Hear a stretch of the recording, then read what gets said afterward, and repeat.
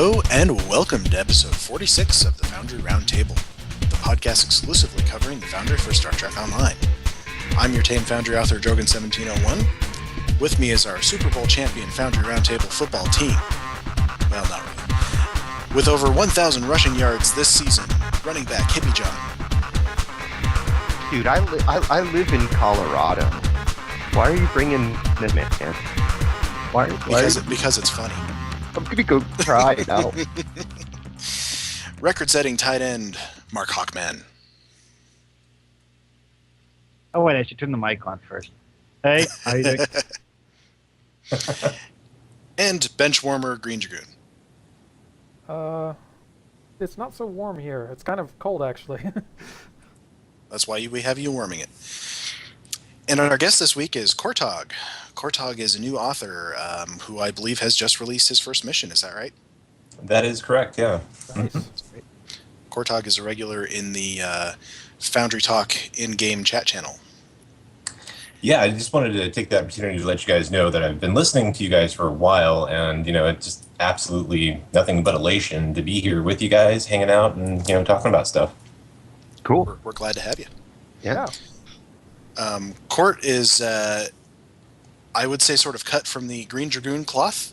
In other words, doing tons of research and meticulously crafting a very intricate first mission instead of doing very, very simple missions and gradually getting more complicated.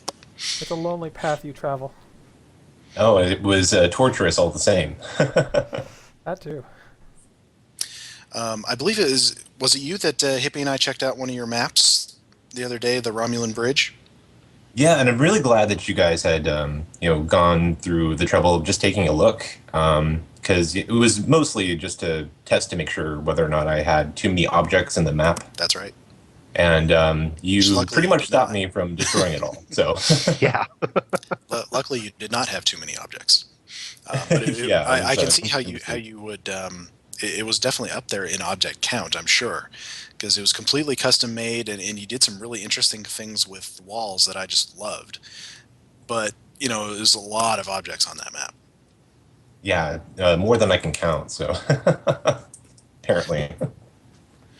All right, let's move on to the news. And just a few news items this week. The Hirogen ships are in the Foundry, or at least the Apex battleship is in the Foundry, in the character creator. Also, the new ships have been added into the current combat mods that we have that we can put down. So that's good. No sign of the Anniversary Dyson Sphere hybrid ships. Hopefully, maybe we'll get those at some point. Yeah, I mean, I'm kind of surprised at how often we have been getting these kind of stealth updates, which, I mean, they still seem to be stealth updates. Because they don't load them in patch notes. Yeah, I don't understand why there's stealth updates. I don't understand why they don't tell us. I'm glad that we're getting all of the new ships and stuff, though, for sure. My guess is in all of the nagging that has been going on to remember to put stuff in the Foundry, certain artists have actually been listening and remembering to tag stuff for the Foundry and then forgetting to tell anybody else that they're doing it. It might be. Well, I mean, they've always had, shall we say, issues writing complete patch notes. Because, the person who actually does the work doesn't tell the person who writes the patch notes directly. They make notes on what they did, pass it off to someone else, etc. And if there's any break in that chain of events, we don't find out in the patch notes. Yeah. Right. So, there were a couple of other news subjects I kind of wanted to bring up. First off, Brandflakes, our beloved community manager, has been promoted. He is now... He let them promote him off the bridge of this ship. Yeah. But if you think about it, he's now captain of a much bigger bridge. Yeah, that's true. He's kind of like the fleet admiral now. Yeah. So he is now in charge of the entire community management team for PWE. Eat that, all the other community managers who don't get to be in charge.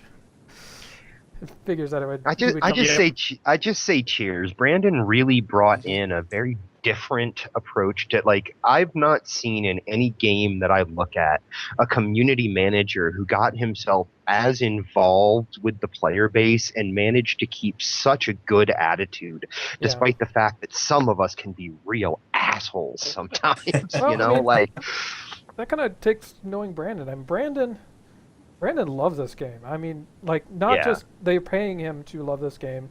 I mean, he genuinely loved this game long before he was ever a community manager. yeah. Back when he was like us, doing a podcast. So, I mean, yeah, Brandon is like 100 and like all in when it comes to this game.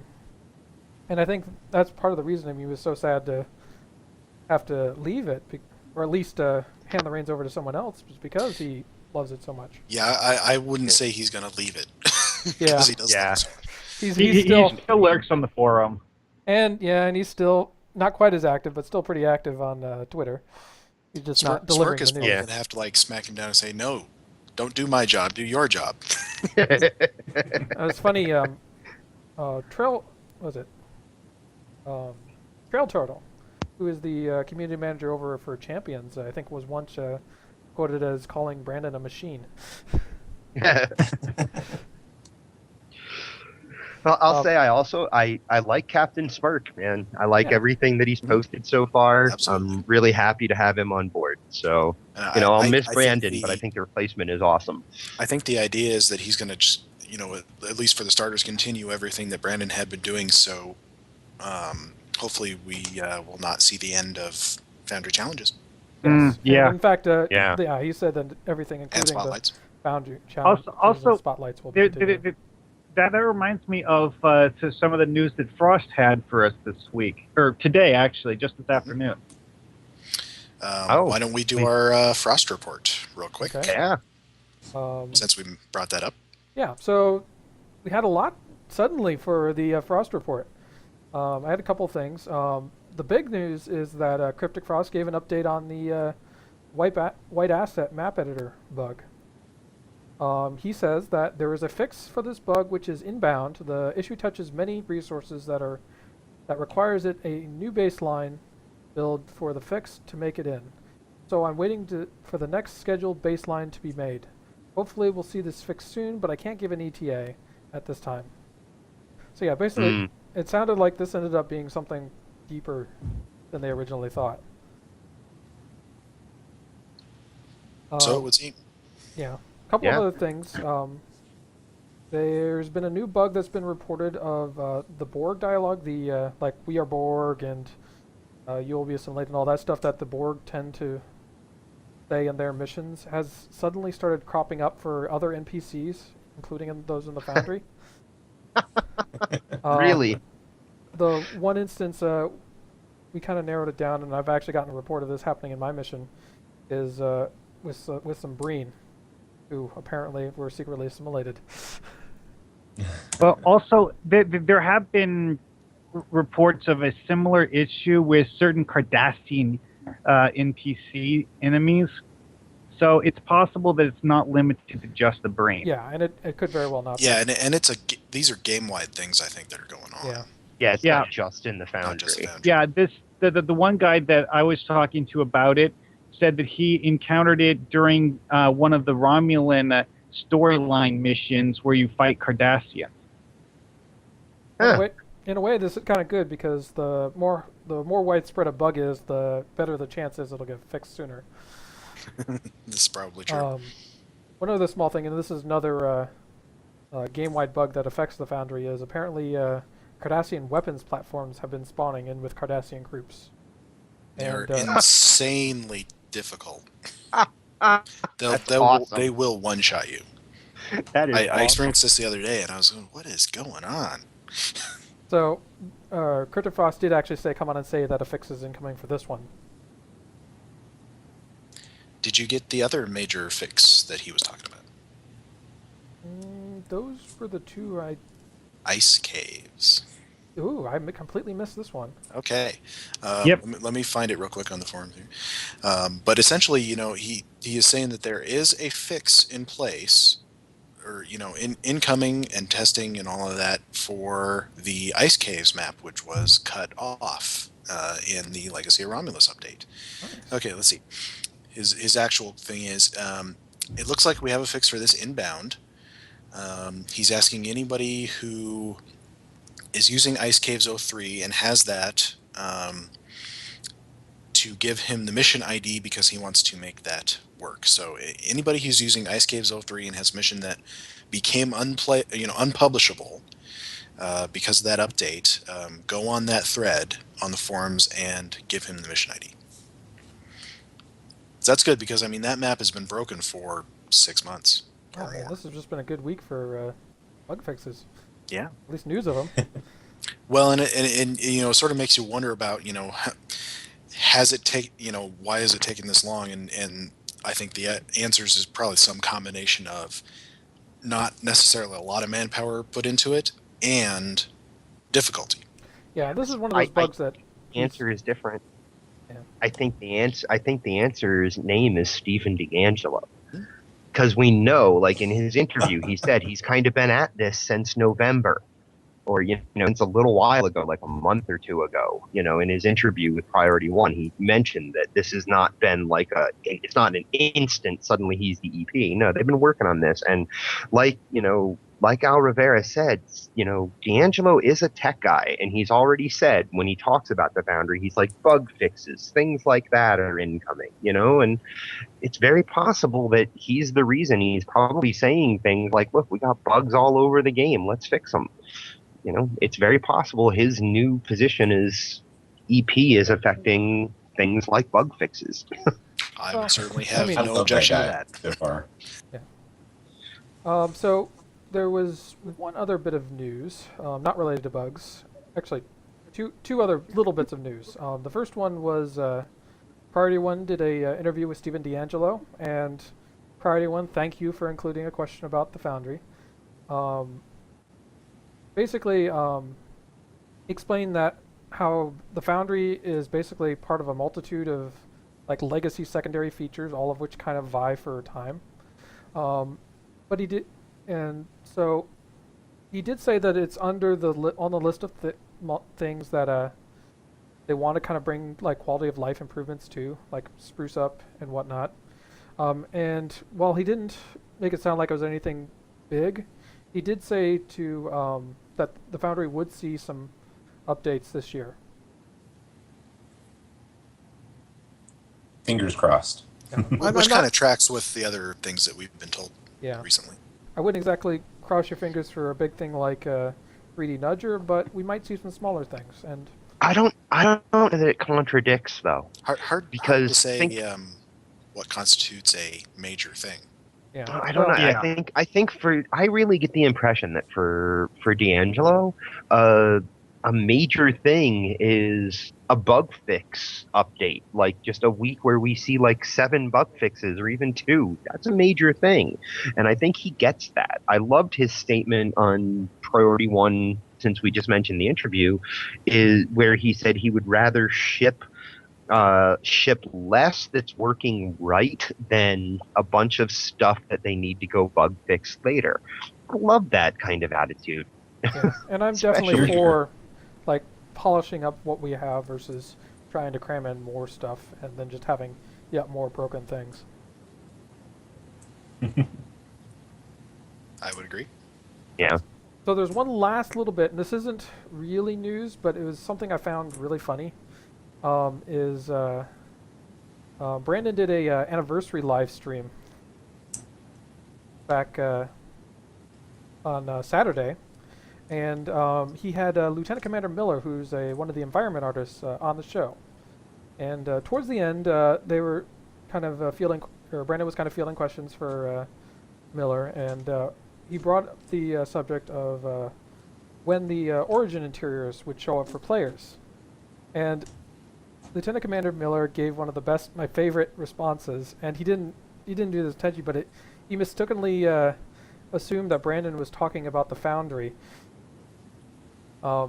which it was funny because it was such a conditioned response, and like he's got somebody like over his shoulder that has been constantly hounding him to remember to put things in the Foundry. Which, I mean, Brandon did go on to say that it's something they hopefully will get in before too long, but obviously no promises as to when or where. Well, I mean, if anybody from Cryptic is ever listening to this, please put, at the very least, put that, low orbit of a star map in the Foundry, because God, Yeah, that it thing was is cool. awesome. We Want got it the so much. got the ship artist pretty well trained. Now we just need to work on the environmental artist. Yeah. Absolutely, absolutely. And actually, there's one last piece of news. It's a bit of an interesting thing going on in that some of the farm missions seem to no longer qualify for rewards. I'm not entirely sure what the cause of this is. Obviously, the highest profile one is Admiral Bobo, no longer qualifies for rewards, and I don't know. Obviously, not something we have control over, but Yeah, it definitely. I mean, one It's of them happening. would have thought that it was a case of a few people have been speedrunning and managed to get the time down. But yeah, the fact that a bunch of them suddenly showed up like this, I mean, it's pretty surprising. So I don't know. Maybe it's a case of yeah. Well, because they made those changes a while back where certain things no longer count towards the completion time, and maybe we're seeing the effects of that. yeah. I don't. I mean, I So it would don't. take a long time for something like Admiral Bobo, which gets ungodly amounts of plays. Oh, we're talking about the fact that those things don't qualify anymore. Sorry, I had to slip away to get water. Yeah. But yeah. I mean, I don't know. I honestly think I know why that happened. I mean, It think could be a about. conscious effort on Cryptic's part to do something. I think it is a conscious effort on Cryptic's part, because last week we get an interview with Captain Gecko on Primetime UGC where he says we just had to crush another exploit. When he was talking about how crushing exploits takes time away from them actually, getting to work on things. And then a week later, all of a sudden, all of those EC grinder, just the Admiral Bobo missions. I'm not even going to try to think of another name for them. None of them qualify. I went through the list, and I mean, they're the only things I see that are still qualifying in that are like the BOF grinders, I think they call them, where it's. And they kind of even have their place if you're trying to test your BOF skills and your loadout and stuff. But those still qualify, but all the ones that are just like sit there and kill things so they give you bunches of loots so you can go make lots of EC, none of those qualify now. I've been trying to figure out what the common factor is, and obviously most of these I haven't played. But I'm wondering. I think the common factor is the only common factor I see is it's mostly in fact, all the ones I've seen are the space ones that aren't qualifying. So the common factor is that big static field that brings down their shields. I was thinking the same thing, and I was wondering if it's not the static field, because I mean, Battleship Royal Rumble wasn't affected, but yeah, that one doesn't do anything. Does not use the static field, right? And neither do the BOF grinders on the ground or anything like that. So all the ones I've seen that suddenly don't qualify, like one day they did, the next day they don't, are the ones that used that static field. Alizari in the chat room makes a good point. He says removing rewards for things that are being overfarmed is understandable, but it should be in the patch notes. And yeah, I would say, yeah, just in the name of transparency, just put everything in the patch notes. Yeah, possibly put it, but you know what? I honestly say if it's closing an exploit, like if there was something about it that was actually an exploit, I don't think they need to tell us. I would rather see the people that are going to go out there and try to make new exploit missions when they figure out this one's not working. I'd rather see them have to figure out why it's not working. I'd rather see them not know what Cryptic did to stop their bull bleeping, because edit myself. I'd rather have them have to figure it out. I'm not going to try because I could care less. But if they're going to try to do that again, let them have to figure out what Cryptic did to make their crap not qualify anymore. Well, I mean, that's pretty much been their standard procedure, though, is that they tell us that they changed something, but not what. Mm-hmm. This is true. Yeah. Yeah, it would be logical not to put a billboard on that.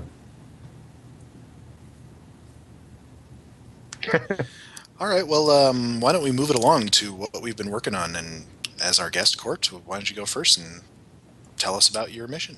Yeah.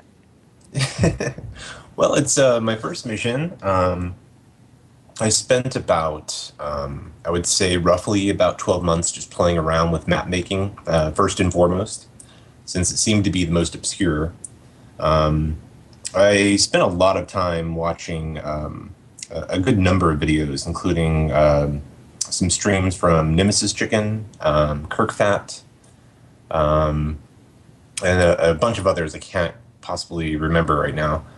But along the way, I started tying them into just some generic placement. So eventually, I got to a point where I started to unravel exactly how the dynamics were in place. For instance, like if you put down a map, I had to kind of grace that whole like FYI about like, oh yeah, that transition tab never going to show up unless you got two maps in place.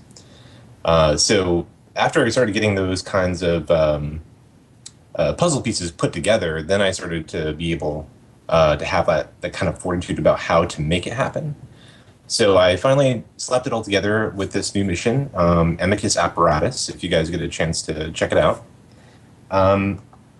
It's basically like a fledgling work that I put together. I don't really expect too much out of it. So far, I've gotten some pretty good feedback on it. There's a lot more I could have done, which I realize now more so than ever. But going back through it and dismantling everything is pretty much the opposite of what I want to do right about now. So I just want to leave it as it is, send it out into the world, and hopefully the songbird sings a little bit. And I think my number one challenges with it, though, were how to do certain things. And I got to thank Borrowed Tune for giving me a crucial workaround on one of the puzzle maps that I had worked on. Other than that, I guess it's just a matter of getting your feet wet, and I've definitely, I think, got that down.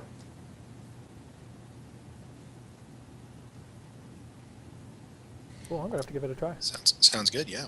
And by the way, I'm gonna give it a try. that feeling of there's more I could do never goes away. Yep, never. That's very true.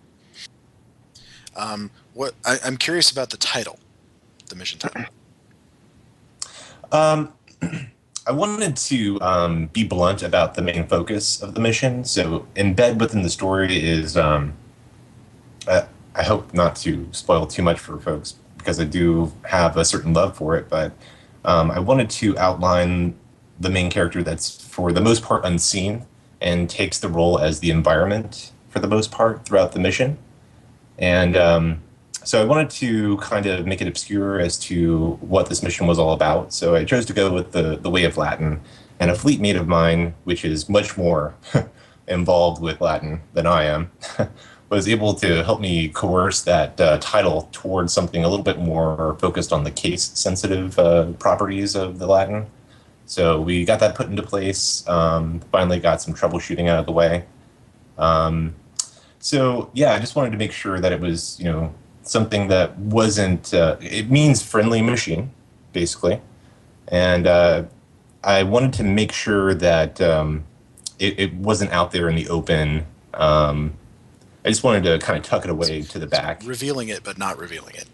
Exactly. Just, little limelight, but not too much.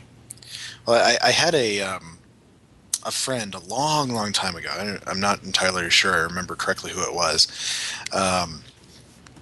who said that, a great way to come up with book titles or song titles or something is take the exact thing that the movie or song or book is about and turn it into Latin.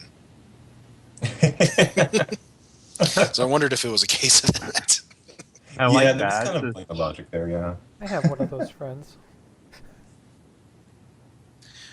All right. Well, let's see. Hippie, have you been working in the Foundry at all? I have. Unfortunately, the Borg map that I'm working on in Mayhem 3, it's just time consuming. There are parts of it that are still a little bit difficult, and so it gets a little boring when I'm working on it for a long time. So I found myself also working on something that I've talked about a little bit with some other people, but I'm making I've shortened the amount of mayhem missions that there are by taking the one that I was going to make inspired by Starbase UGC's Castmodian, and taking the tunes that I had created. You may have seen a post a while ago on the forums where it looked like I made the Scooby Gang out of Star Trek characters, and so uh, very soon, in the now mostly abandoned, unused, unloved former resort that was on Ryza before people started using this newfangled fancy one, um, the gang may show up to find out about the crazy ghost ape that is haunting the island. Who knows? There might be a mission called Jinkies that I'm spending a lot more time on than I thought I was. I'm surprised that in of itself isn't a Miranda Mayhem mission. It was like, so the original idea was Casmodian told me, "Oh, you have to do a haunted space station," and like gave me the whole like Scooby Doo idea, and I was gonna make it a part of a Miranda Mayhem mission, and then I realized like I don't, it doesn't.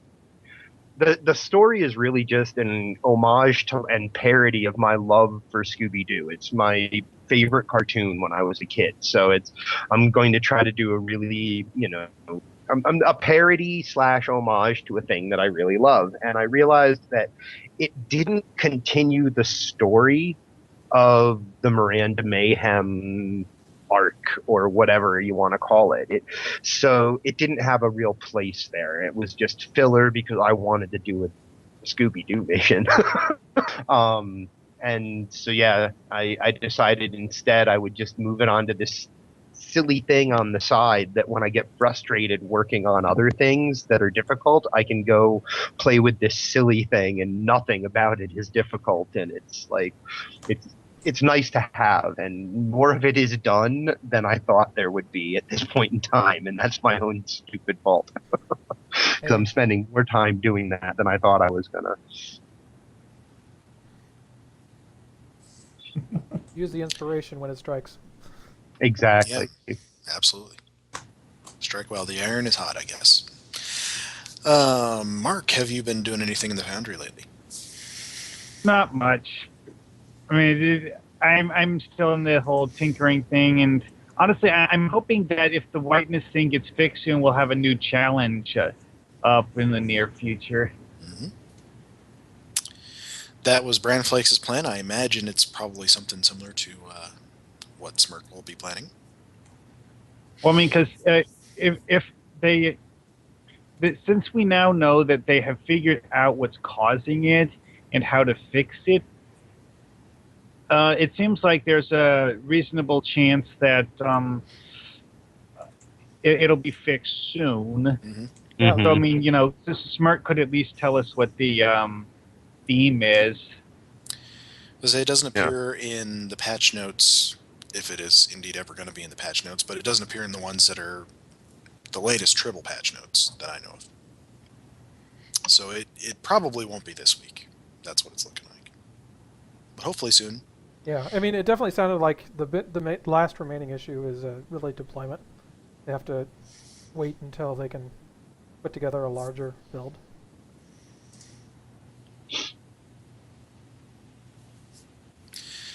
All right, Greendragoon, have you been working On Partoon, you mean to say? on anything? I mean, coming. Yeah, someday really. you might start another whole series or something. I mean, after all I the know. length of time it takes. Or standalone missions. Yes, I have been working on Part 2 a little bit, not as much as I was the weekend before.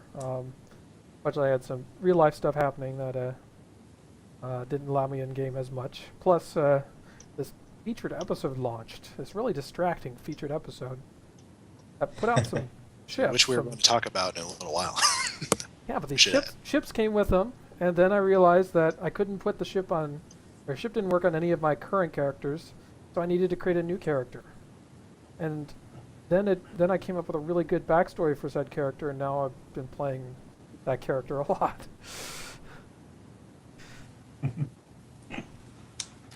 I actually had a similar thing happen. And if there's time, I'm going to talk about it later because it's going to be a little bit Foundry related. But I honestly haven't been working very much in the Foundry. The one thing, though, is that the guys from the Synergy Foundry playthroughs did a playthrough of Cold Winds, my latest mission, the other day. It was absolutely hilarious. They ended up liking it a lot. Got I think the best reaction when they figured out that it was referencing Star Trek V. Usually gets a good reaction out of people when they think about it, is when it clicks and it's like, oh my god, that movie. So and watching them play it once I had it up and recorded and everything allowed me to fix a lot of bugs and things in it. So it's a great experience of watching people play it. So that's the only thing I did in the Foundry this week. So why don't we move it on to mission reviews? Hippie, Sure. You've got one. I do. I've got a mission review of somebody who was hanging out with us here before. I don't know if her tune is still hanging around. I can't tell. But apparently she was having trouble streaming and She's still here. being I in don't the know if she's. there. I don't know if if she she's can still hear listening. us and see us at the same time. But AlenisKendra had recently, Kendra is her name, has recently been coming to the Starbase UGC chat room and saying hello, and she's really nice and funny. And the other day she asked me if I would play her mission. It's her first mission that she's ever done, and I of course made the joke. I was like, I'll only do it if you let me do a brutally honest hippie review of it. So she was like, just remember, I told her, bring her thick skin to the review, and she told me I have very thin skin. So I'm going to be really, really nice with my review. Not that I'm not always really, really nice, but and I'm not gonna go easy on it. In fact, I'm going to start with the thing that really. First thing I want to say is there's a part of this that really feels like a Star Trek episode. As I was coming to the end of the mission, it was just kind of a thought that rolled over me as I kind of knew I was getting into the last couple of maps, was that this really feels like a Star Trek episode because it's got a lot of the great earmarks of Star Trek episodes. This thing has got melodrama, and melodrama is an earmark of Star Trek episodes. I mean, look at the way they used to end original series episodes going into commercials with the big music crescendo and the close up on someone's face as something horrible was about to happen. So it's got that kind of classic feeling of things being really big and really important all the time. And the action that takes place throughout the story is really appropriate where it's placed, although I'll get to a little bit more of I don't think it's balanced. I think the action is very appropriate, and I think the combat comes in at all of the right times and stuff. I wanted it to be more difficult. The name of the mission, Realm Time, thank you for saying that in local chat on the game so I could see it. The name of the mission is Healing Old Wounds. The author's name is, in-game handle is AlenisKendra, ALNIS Kendra, KENDRA. And like I said, I was saying how I think the action is very appropriate, and I don't like to give away plots of things, really at all. I'll say this: it's she's a big Bajoran fan. And the story really is focused on kind of a Bajoran viewpoint. And so the what I'll tell you is that, you know, the title combined with the fact that, you know, it's about Bajor, or that a large part of it is about Bajor here, healing old wounds, it has to do with, you know, the things that happened during the Dominion War. And it's a really nice story in the sense of, like, I loved the A plot of the episode. Um I loved the idea of the thing that goes wrong on Bajor, that you have to go, being a Starfleet officer, you have to go there and assist them with this thing that has gone horribly wrong. There's the first I have a couple of little nitpicks, and this is what I would say is that, so the mission, in order to start this mission that ends on Bajor, I fly to Earth's space dock to to interact, and I understand, it's like, you know, the fact that you know, when I was a first time author, my very first mission interacted from the elevator, from the turbo lift door. I almost called it elevator. From the turbo lift door outside of Quinn's office, and that was, you know, meant to be somewhere in, like, the, you know, Regulus sector block. So I understand that, but my thought was that there are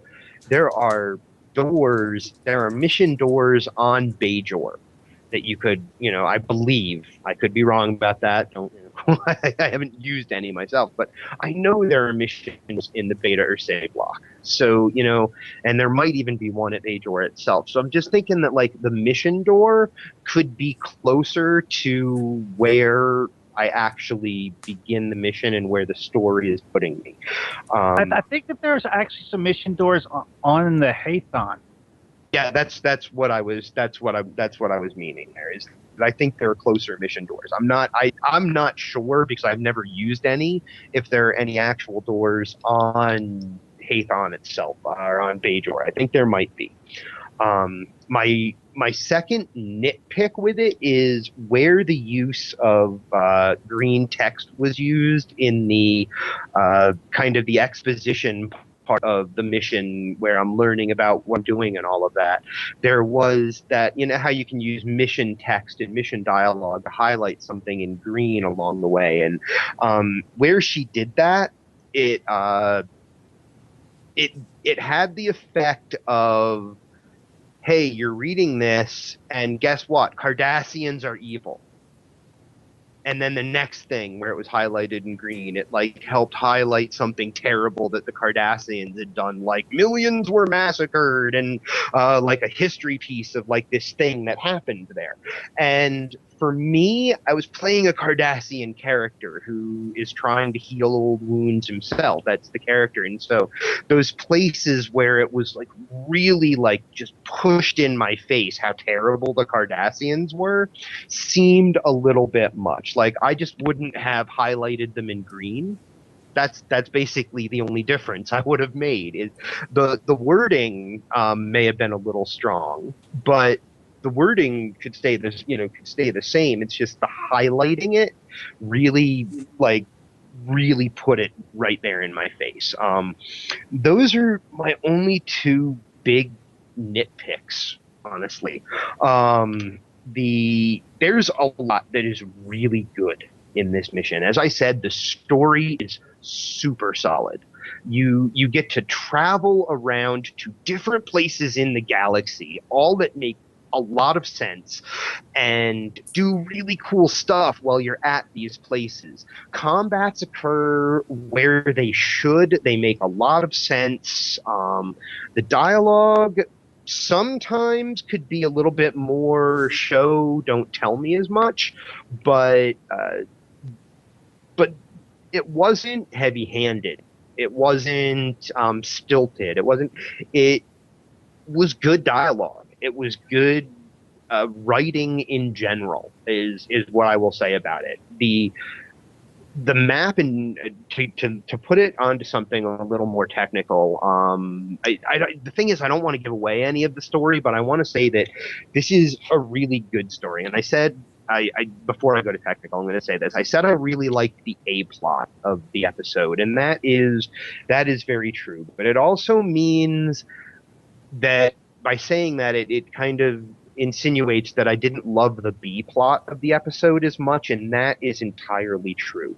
There's a love story going on here. There's a kind of a romance that she works into the thing that does not it does not and it does not affect me. It didn't include my specific character, but it was very, very I'm trying to think of the right word here.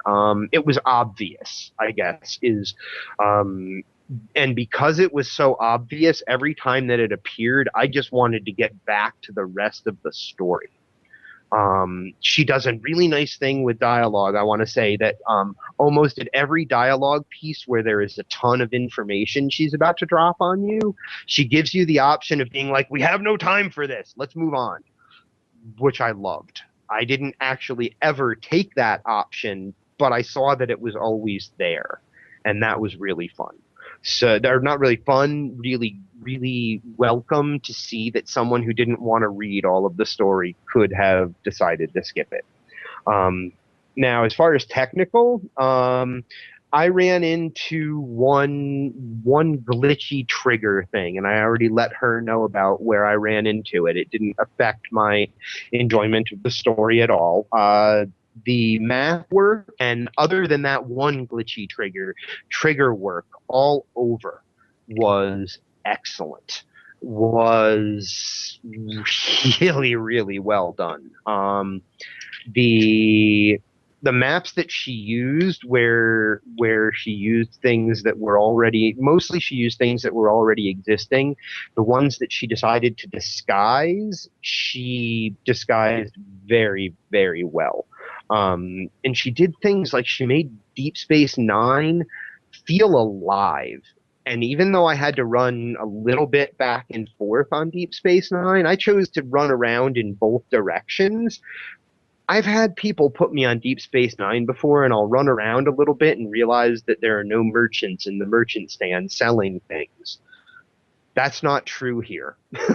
She literally, every place I went felt very alive. She had a very strong, like I said, sense of how triggers worked, a strong sense of how controls worked, which I can't even do right.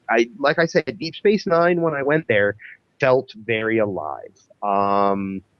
Everything is the first technical thing there is sometimes, though, the costume choice combinations were a little weird, because when you use patrols, you're sending a whole unit of something somewhere usually, and in this case it would be a unit of like 2 Starfleet officers, a Klingon, and a Bajoran civilian. And so like the combinations of people that were walking around occasionally made me go, huh, and scratch my head, but otherwise not really a problem. Technically, another technical thing that I really, really liked is, and what I think is the best thing about this mission, bar none, is she has done the best job of anyone that I've ever run across of creating believable looking and acting children running around somewhere on a map that you're on. It was wonderful. Great work. If you want to see somebody who has made kids and made them look great, go play Kendra's mission and have a look at that, because she did really, really incredible stuff. As far as that, the map she used for Cardassia Prime, because I don't mind naming a place that you might go, is really, really, really well done. and again on the ground and space. When I said triggers before, I didn't say where.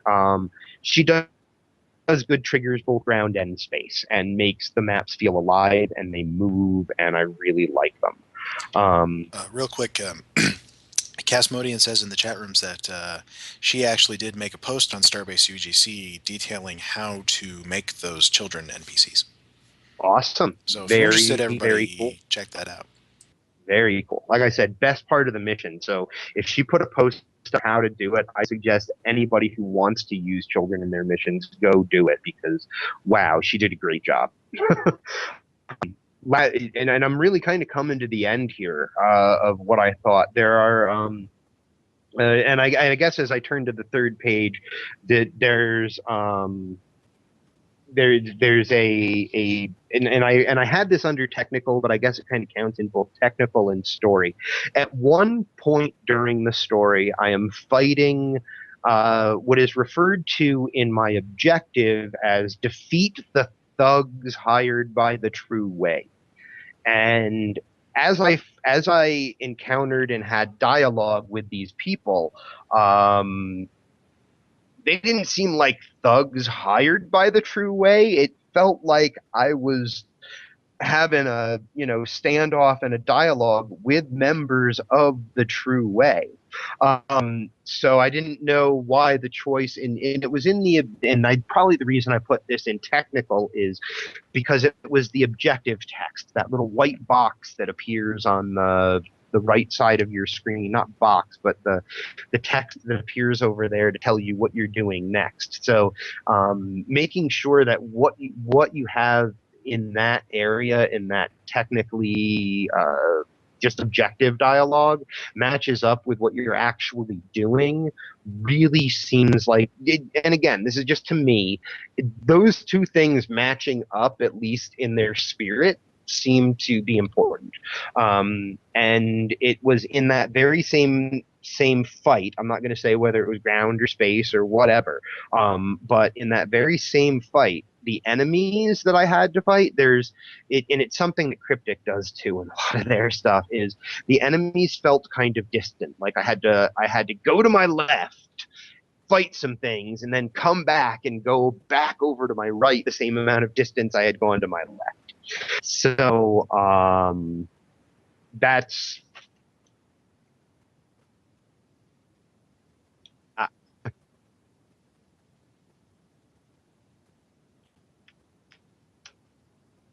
oh yeah, right. You change what the objective is, and then you forget to change the description.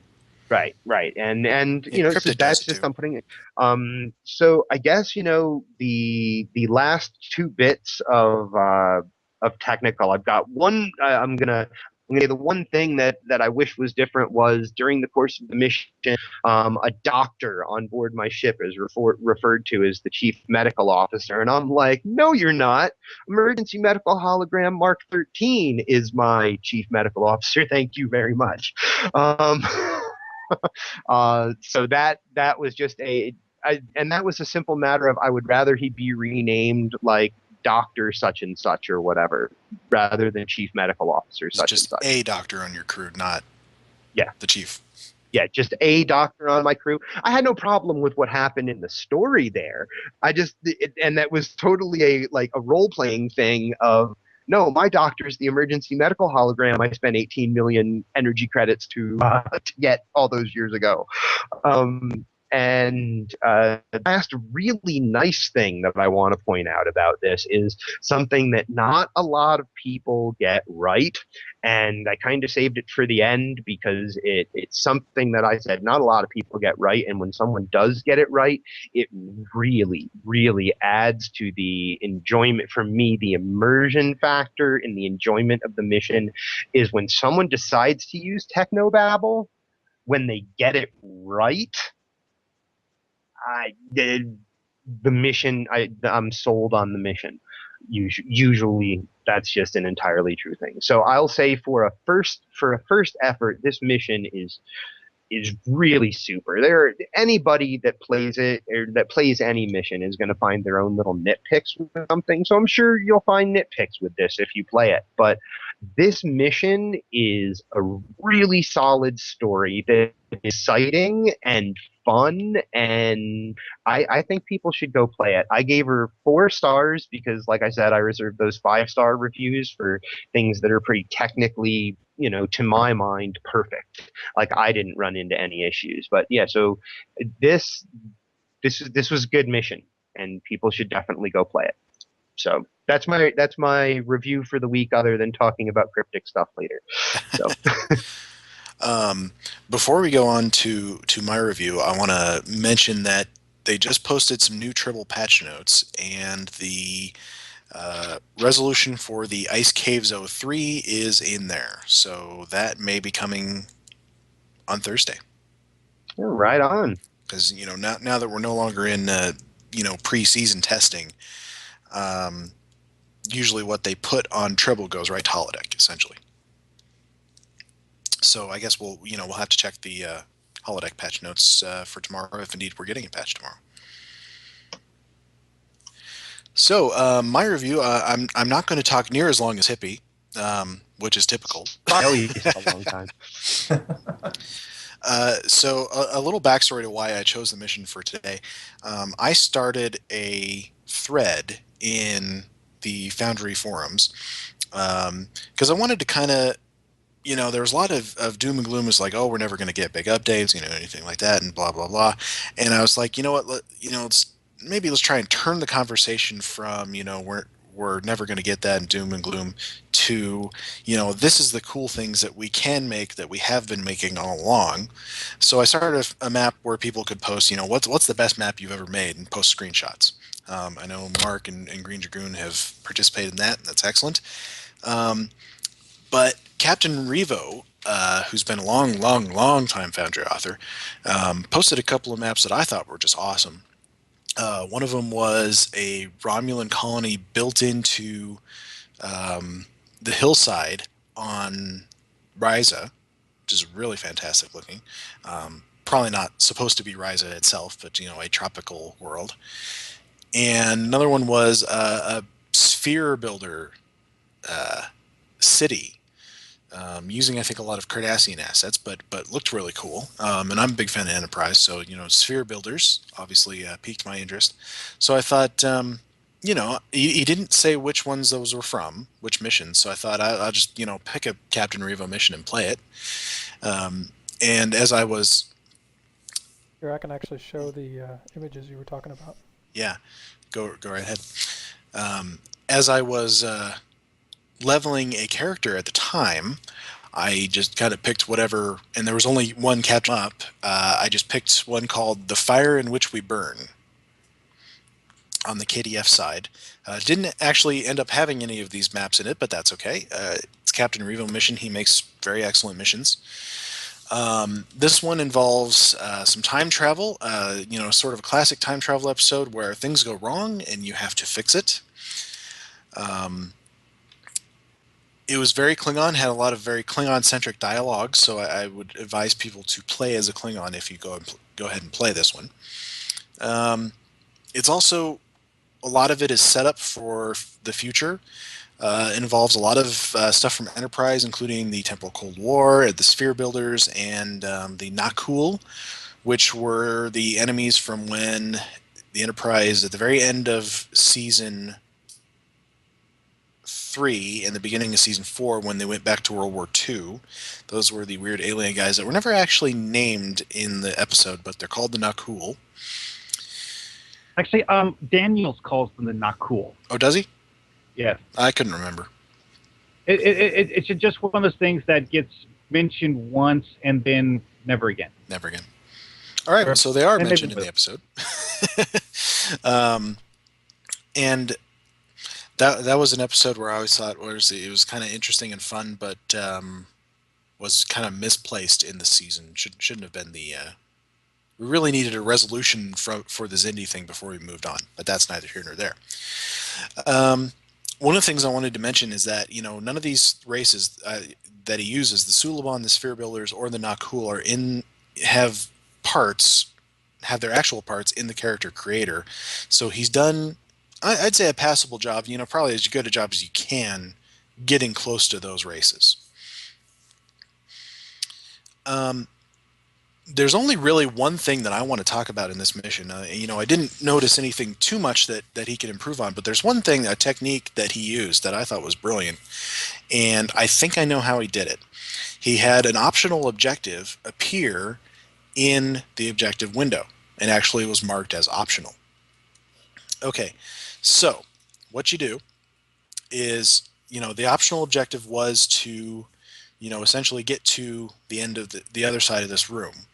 And that was the actual objective. The optional objective said to talk to the scientists if you want. So what you do is you put 2 reach markers in the exact same spot. In the story window, you put 2 reach objectives. You put them side by side to make it complete all. So you have to complete both of them to progress. One of them says explore the facility. You essentially get to the end of the room.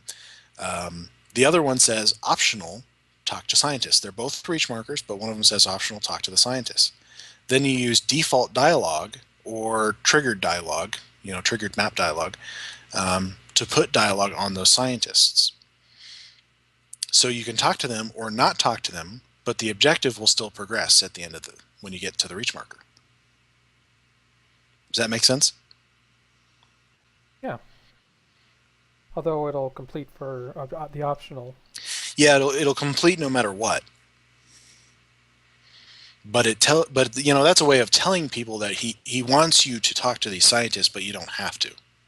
Rather than just having the little thing above their names, or above them, the little eye icon. That. But leave it to Captain Revo to come up with something very subtle and excellent like that. And isn't Fire in Which We Burn? He came up with that a long time ago. Yeah, I think it's a fairly early mission. I mean, it doesn't contain a lot of complicated builds.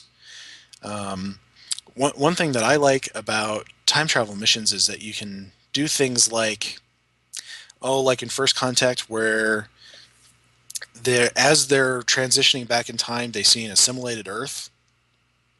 So one of the things he does in this mission is you go to a planet, and then later on, after you have screwed up the timeline, you go to the same planet, and it's like a heap of, it's like all burned and rubbly, so you just get different versions of the same planet. I think that's very cool. Other than that, not too much to say, as, obviously Captain Revo missions definitely deserve plays. So... I've enjoyed a lot of his missions. I haven't really played a lot of his missions, but I definitely had the urge. I believe I played the whole series, that Fire in Which We Burn. He does a lot of series, and this one... Yeah. I don't think it was... I didn't remember it being labeled as such, but it was obviously a cliffhanger at the end. Mm-hmm. I'm pretty sure he did this whole, it's a 5-part Klingon series, and I think, I'm not 100% sure, but I'm pretty certain that Fire in Which We Burn was a part of that series. Fantastic. Well, I highly recommend it. And let's see, I don't think anybody else had any mission reviews. Is that correct?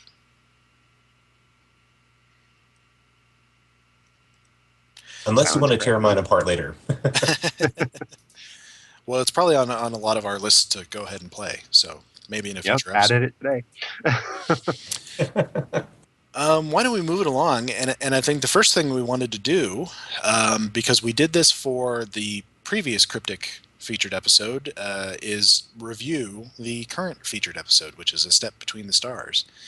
And obviously, what we usually do is kind of look at it as if it was a Foundry mission. So, ignoring all of the, quote, air quote, grind mechanics and all of those things to obtain the ships, let's just look at the mission itself.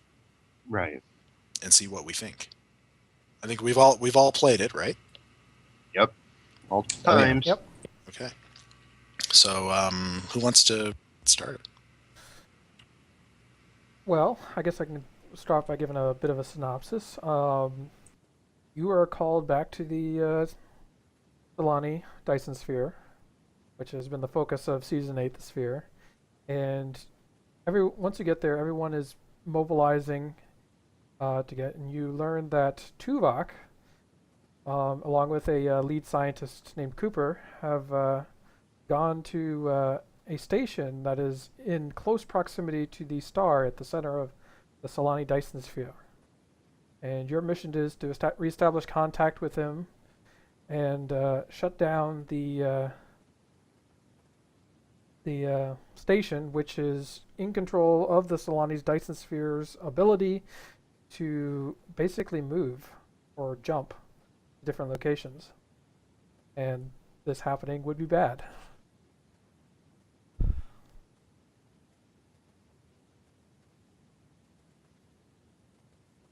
That's enough to start.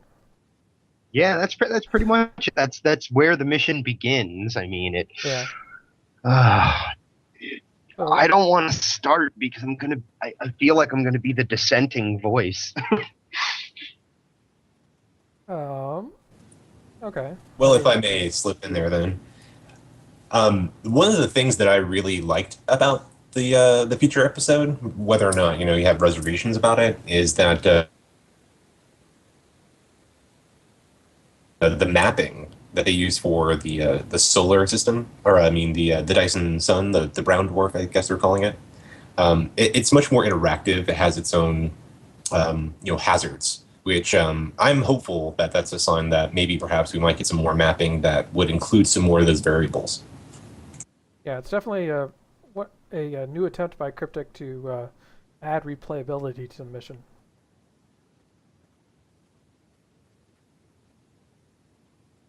I will say, I mean, I love the episode. I think this may well be one of Cryptic's best yet.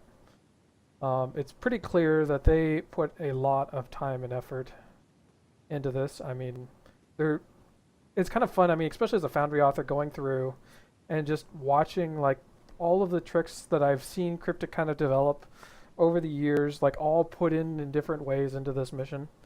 I mean, you see like a ton of different tricks. You get a spacewalk, and you get a some of those the Simon puzzles, as I like to call them. All of these different tricks and things. But yeah, I mean, it all comes together with a really good effect. There is a lot of story. This is a mission that I felt moved the timeline forward. There's certain context or content that you do that really is kind of felt to fill in space, and it doesn't feel like time has moved forward or the overall arching story of Stowe has progressed. And this was one where it felt like things happened. I mean, the situation is altered at the end of this mission than it was before the mission began, in a way that affects the entire story. And then, and this isn't too much of a spoiler, but then they went and did something after my own heart and put a to be continued at the end of the mission.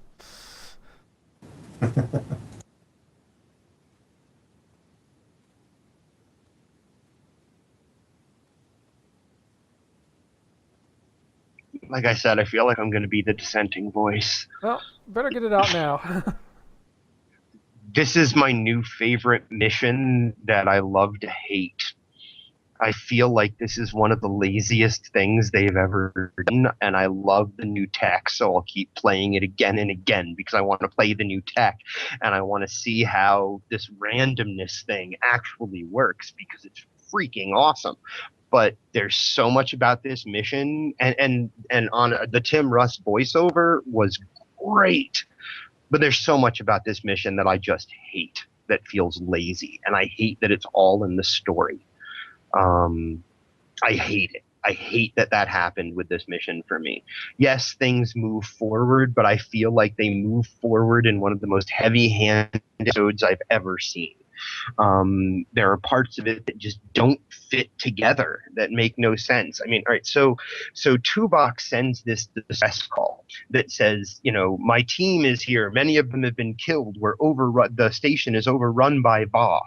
So I love flying over the sun. I don't understand how I could fly that close to a sun, but or how the station was there to begin with.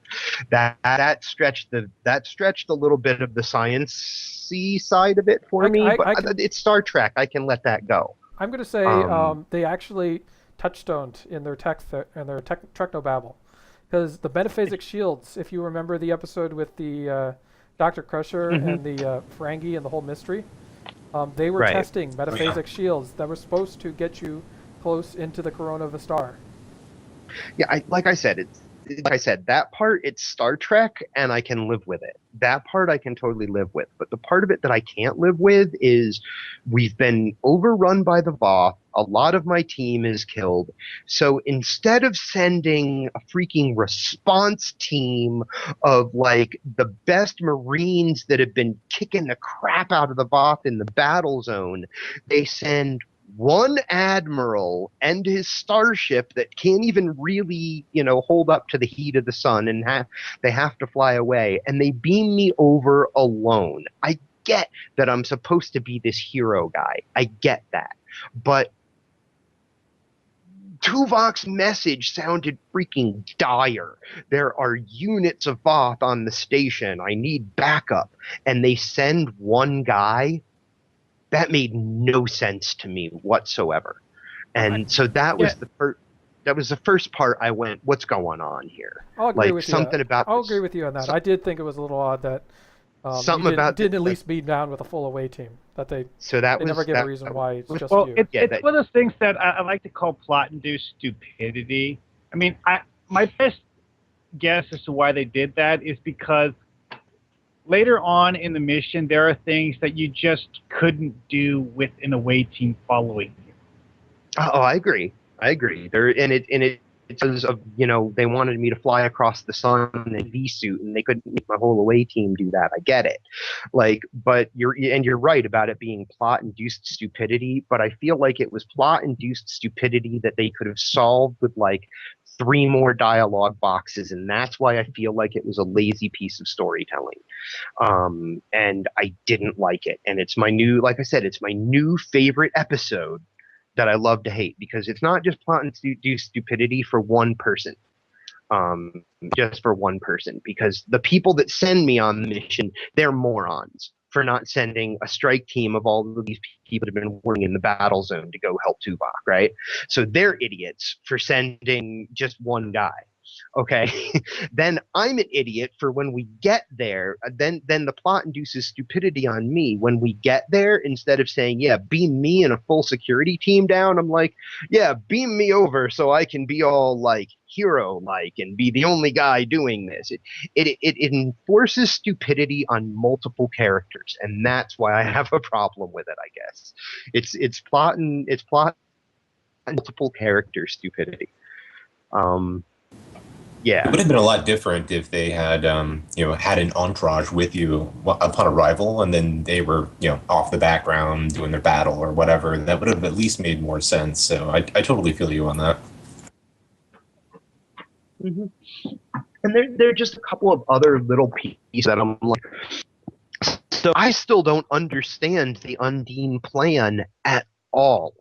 They have given themselves a gateway to a sun that is inside of a Dyson sphere that is protected by an alliance of the 3 biggest factions in the Alpha Quadrant. How does that help them at all? So, and furthermore, they blow open the doors, and there's all this supposed atmosphere. Why isn't it being sucked out the the airlock? So that's why I feel actually about the atmosphere. If you look in the Solene sphere carefully, there's actually a giant rift in the middle of the space battle zone area with a force field holding the atmosphere in. Yeah, but he's talking about the general sphere. That once you appear in the general, they blow out. It's the same technology, though. What's to say that the Genolan sphere doesn't have a force field to hold the air in there too? I'm sure it's kind of like an emergency force when a thing goes out on a starship. Because it didn't vent the air when the Enterprise D flew through the door. That's a very true statement.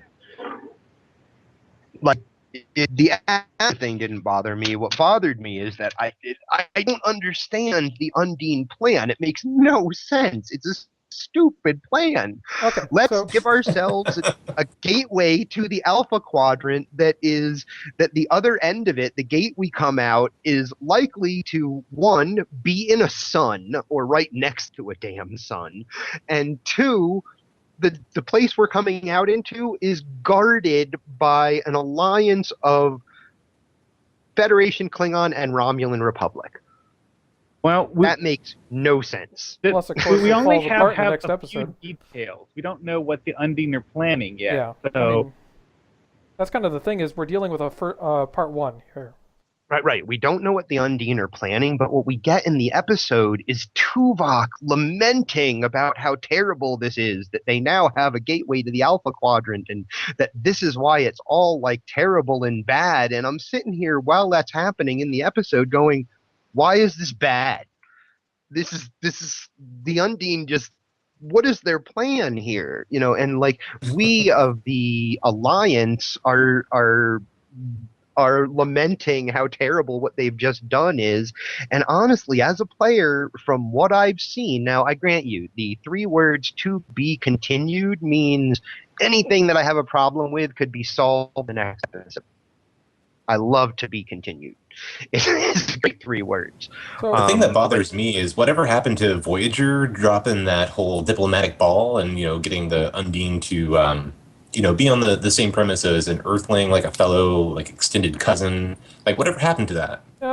if you go... I think that was a bit, shall we say, overrated, because the Undine more or less agreed to a ceasefire in the Voyager episode, and we don't.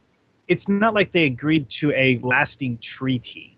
Yeah, they agreed to stop Mark. attacking us, at least for the moment. No, and honestly, they didn't Without even... any definition. They didn't even promise that. They basically said, look, we'll talk to our superiors for you. No promises. Right. The question is, like, whatever happened to that, though? Why aren't we being filled in on that, Well, I mean, if you go back to the original Undine story, the current intrusion was sparked by the discovery of a foreign object in fluidic space, which ended up being an Iconian gateway.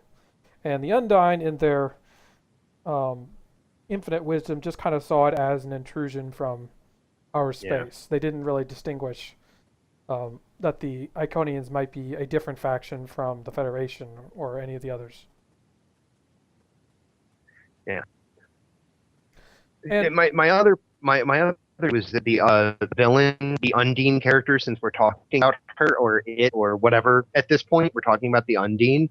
This villain is so one-dimensional, I want to vomit. I'm serious. The weak shall perish. I like watching The Witch from The Wizard of Oz.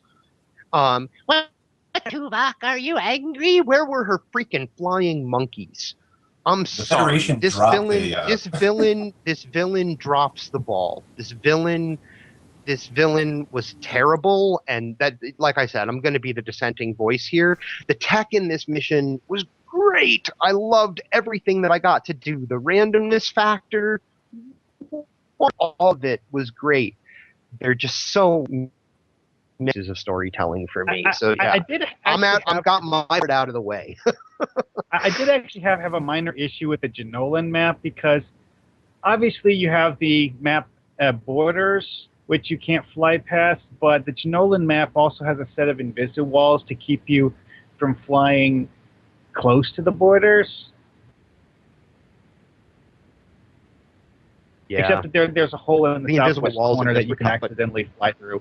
And it's really hard to find your way back into the middle area to continue the mission. Mark, wasn't that you that found your way through that hole or whatnot?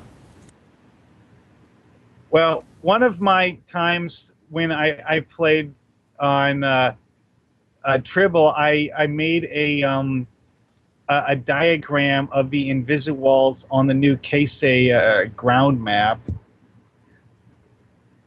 But for this one, yeah, I accidentally flew through a hole in the Invisiwalls and spent like 10 or 15 minutes trying to get back inside. That is, Yeah. of course, one of your favorite things to do. True. Is find holes in the invisible walls, get outside of things. And Actually, the first time I played this mission, I attempted to fly through the hole that the Undine blast in the doorway.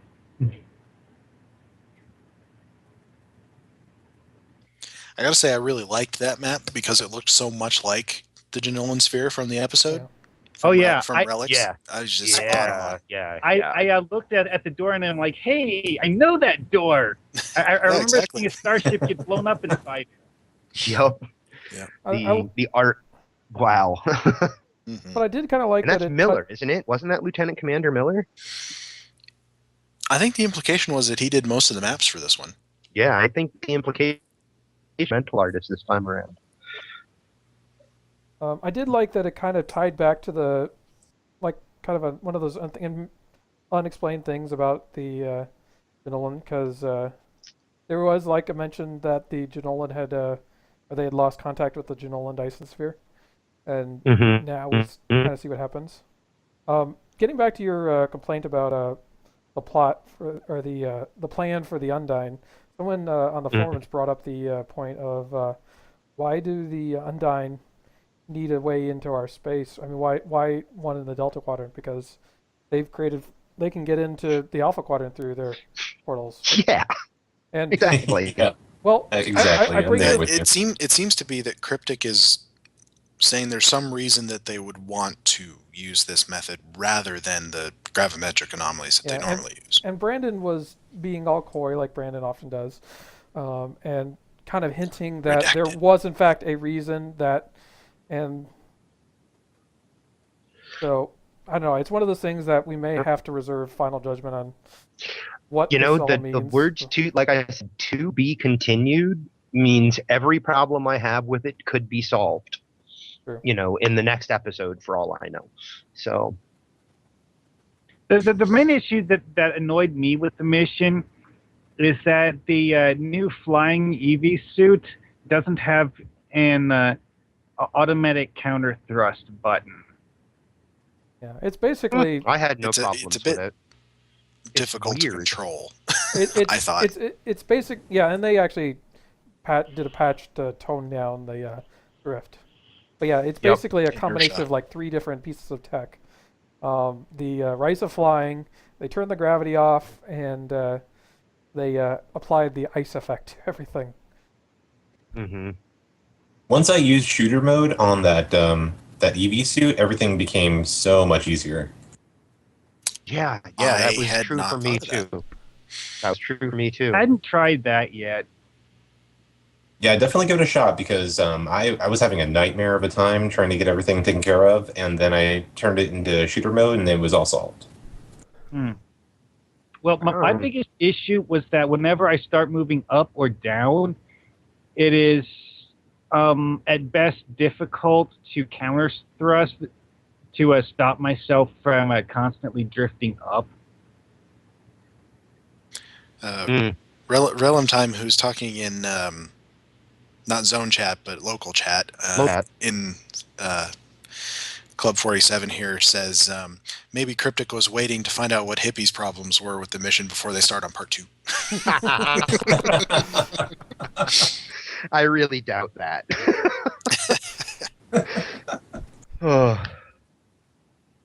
Well, I really thought it. I think it's probably my favorite of the featured episodes. My old favorite being, what was the one? The one where it's like an alternate timeline, and you got the free ambassador class. Temporal Ambassador. Temporal Ambassador. I don't know why I couldn't think of that. Actually, just play that one. Yeah. Actually, I mean, that does bring up something I did think. My favorite is still What Lies Beneath. That's a good one. But no, that actually brought up one, I should say, slight concern that I have, is this is now the 3rd featured episode that loosely follows the same architecture. Yeah. With the whole going through, you got your celebrity guest, work with a celebrity guest, escape, end up in a space battle in a new ship. Um, and I'm just a little I did. concerned that at this point it's starting to become a pattern. So I didn't want to. I just say it that It's possible, yeah. it kind of to me like sometimes like, and this episode maybe is the biggest example of that this was written for the celebrity guest. This was they were like, oh, we've got some new tech, let's use it, and we've got a celebrity. Something about it felt like, you're right, it feels like it's becoming very formulaic. The Michael Dorn Michael Dorn celebrity feels better to me because he's in other places throughout the game. You know what I mean? And this is obviously not the last we've heard of Tuvok either. Right, but I think he's going to appear in other episodes like this one. No, I mean, like I said, this is just this is more of a word of caution: is watch yourself. You are starting to fall into a formula. Cryptic, you kind of need to mix things up. I suspect that we won't get a ship for the next Tuvok episode, though. Probably not. But yeah, I mean, obviously, unlike us, Cryptic has more concerns they have to face. Such as because I mean they're trying to achieve more than just tell a story with this featured episode. I mean, obviously they're trying to allow us to preview the new anniversary ship and the new mechanic, the new secondary deflector mechanic. Yeah, so I mean, yeah, they've got to appeal to a much wider audience and achieve a much larger set of goals than we do. Yeah. Which, I mean, is probably part of the reason that they didn't try to do anything too complex with the villain. Just because they do have to kind of appeal to that wider audience. So there's a difference between too complex and, to me, this villain literally is it's a caricature. This is not a real villain. Nothing about this villain feels real, like a real threat. It like I said, it feels like the witch from the Wizard of Oz. There's a difference. Federation dropped a house on their organic shoe. Yeah, there's a difference between. I don't know. This villain feels over the top and caricature-y, and I just didn't like it. I'm having one of those moments where I wonder just how much of what the Undine was doing was really the whole Mr. Bond style, ha ha ha, you cannot possibly foil my plot, or if it's trying to sucker us into doing something that it's not sure if we're going to do otherwise. Yeah, I mean, I'm wondering if it'll maybe get more development. This villain in the next one. It's not like we had a lot of time. I mean, in total, we're talking about maybe 15 minutes at most, and only a few lines of dialogue to kind of establish the villainness of this character. True, but you don't need to go like. They went too cartoony for you, I think. And if you go too cartoony for me, you've done something wrong. Because you're Mr. Cartoon. Right? If you go too cartoony for me, you've done something wrong. So I gotta ask, Hippie, did you see it coming? Mm-hmm. What, the Undine? Yeah. Absolutely, because why? When we're putting on our EV suits and I have to go convince Cooper to do it with me, nothing that has occurred so far has, given me a indication that he'd be a bad guy. But all of a sudden I have the dialogue option of, what, are you trying to sabotage me? So it wasn't in anything what he said, is the fact that they put it an option to It's the fact that they gave me a dialogue option to call him a traitor. Why? Nothing had made him look like a traitor. Why did I have that option? Well, now, I didn't see him. Does that appear on for every faction? Because I mean, I could see a Romulan just saying that because Romulan. No, it appears for every faction. Oh, does it? Okay. I would have taken that out for the Federation. I would take it out for everybody. Because I could see the other two being suspicious because he looks like a human at that point. And so I didn't necessarily think it was going to be an Undine, but I kind of had a pretty big clue because they did a blog post about how they updated all of the Undine, and we knew that for some reason they were becoming important again. And so as soon as what would they make me say? What are you, a spy? Are you trying to sabotage me? I'm like, what is he? He's something that's not what it. And by the time he turned into an Undine, I was like, oh, I'm not really shocked. I mean, it was a little bit surprising, but I wasn't really shocked. They blew it. Like, I believe that they blew it by giving me the dialogue option and releasing a blog post about how they were updating the Undine just before they put out this episode.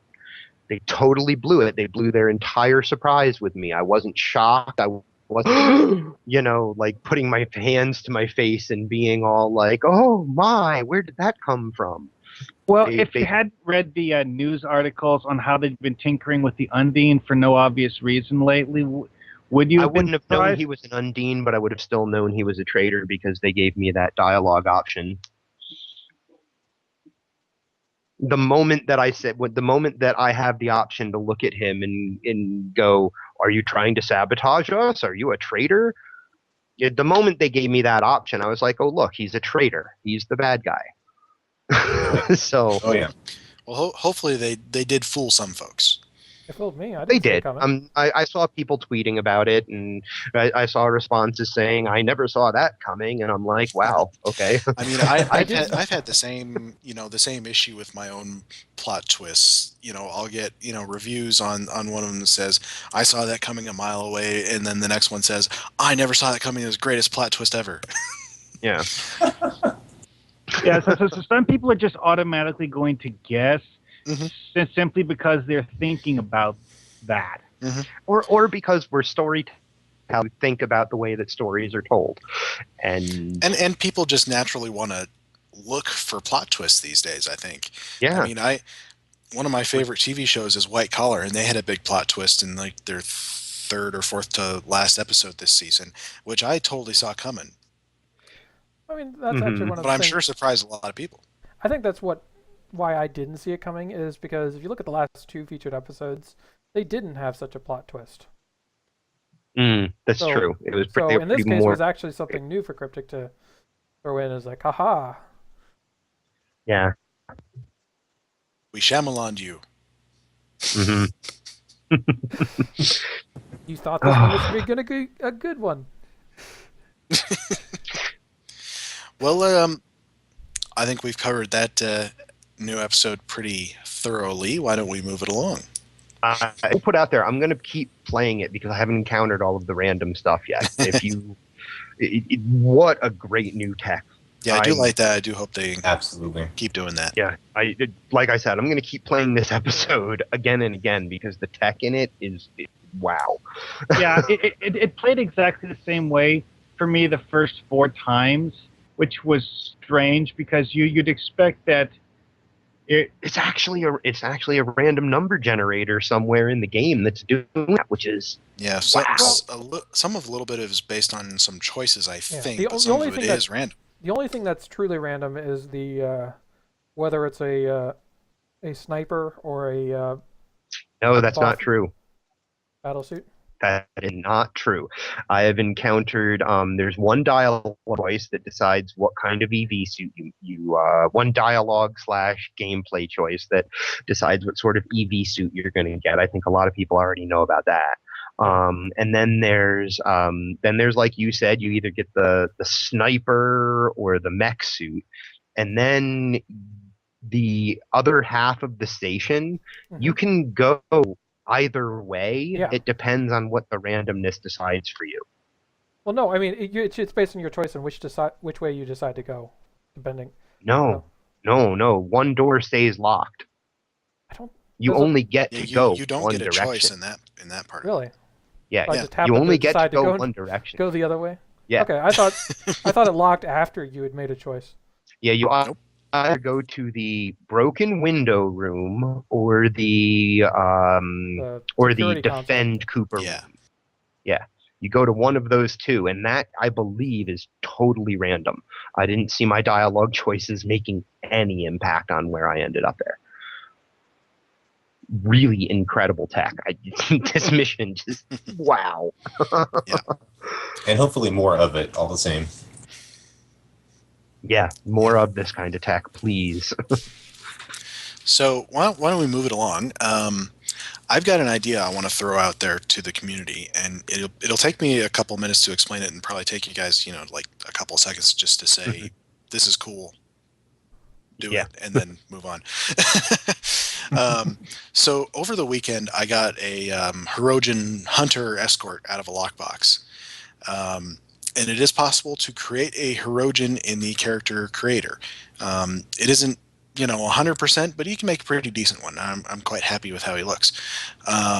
So I made a KDF Romulan, a brand new one, with, a Hirogen looking alien. Crewed him with a bunch of buffs that look like Hirogen. Leveled him like crazy. So now, like 3 days later, he's 40. He's 46 actually at the moment, and so he can fly his Hirogen ship. And I'm working on getting him to Vice Admiral so he can wear the low-buy armor. So that got me thinking. I've got a Hirogen, but there's no story content that fits that character. So why don't we make some? I think there's an opportunity for us as a community to make storylines for what you might call these minor faction races.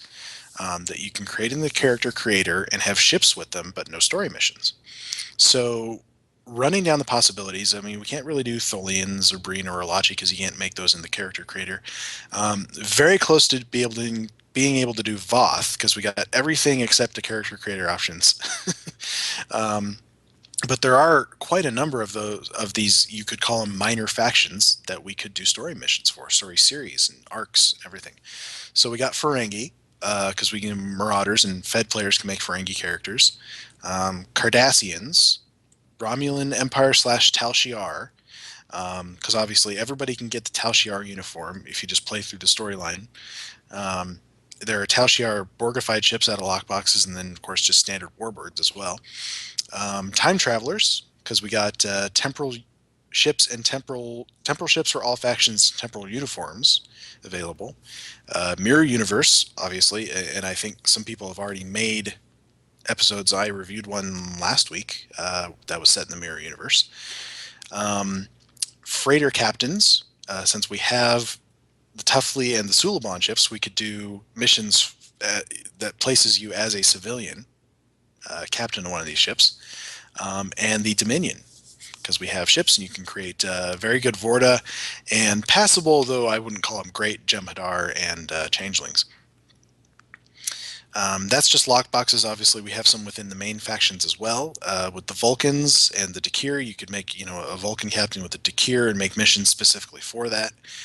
Andorians, the Kamari, and on the KDF side, Orions and Gorn. And one of the things, the Remans, I don't really feel like there's anything in the current Cryptic storyline that really appeals to Reman characters. Yeah, it's mostly dialogue variation. Yeah. But not very Reman specific. And I think it'd be interesting to explore joining Obisec's faction or going rogue or who knows what.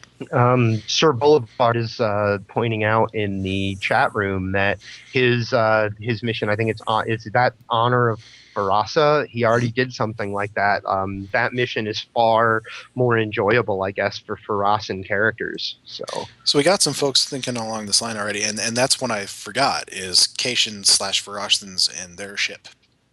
The Atrox. Well, don't have ships, but the Atrox. Well, Forcations anyway. Yeah. So I want to put this out to the community that obviously some people are thinking about this already, but this is something that could be done collaboratively. Get some folks together and create a Hirogen storyline that will appeal to players like me who have Hirogen characters. Obviously, it's a bit of a niche, you're not going to get a lot of, it's not a huge audience, but yeah. I think the audience that's out there might really appreciate it, especially if you promote it heavily. You could get Cryptic involved like we did in Purity, maybe not spotlight him all, but, promote him to a guest blog, says, we've created this for you, go play it. And as far as authors go, it will appear to anybody who has one of those ships. If you're an author and you've got a Cardassian Galar class, and you've made a Cardassian character for it, get together with some other people like that and make a mission arc. You know what would be a really incredible way to promote things in the Foundry is much like Brandon, vets all the spot missions when he was our community manager, he would vet all of the spotlight missions. Have just like there is the submit this to Cryptic for possible spotlighting button. If this sort of thing were happening and there were a group making missions for merchant captains, say in Tuffley's or in the in Tufts, every time someone unboxed one, or not unboxed it, but every time someone opened up the DOF pack and got themselves a Tuffley, it would be pretty neat if they got like an email from Cryptic that said, "Congratulations on unboxing your Tuffley. There are missions available for civilian merchant captain in our Foundry." Yeah, totally awesome, actually. If you unbox, if you unbox a Cardassian Galor, you can be like, it could be like, get an email that says, "Congratulations on getting your Galor. There are missions available for the Dominion faction and the Cardassians in our Foundry." That would be such a great promotion for the Foundry. I mean, I log on with ARC now. I get an email that says, "Thanks for using ARC," if it's a new character that hasn't gotten the stuff yet. So I know they have the kind of tech to do stuff like that. Yeah, well, not hooked up to the Foundry or anything. It doesn't have to be hooked up to it doesn't have to direct them. It could just literally be when they unbox a cool ship that says, it's just an email that you get that says, "You got a Cardassian ship. That's awesome. There are missions available," and maybe even give a name of a mission to start them off, available in our Foundry specifically for Cardassian captains. And it doesn't actually take them to the Foundry. It just says, "Go to the Foundry. There's missions there." It's there's just a thread promotion. about like right now in the forum, there's a thread going on about the reputation system, and I think Adverbero brought it up where it was about assigning either a single point of contact for helping to flesh out the availability of some of these missions that are otherwise languishing in obscurity due to this weighted system.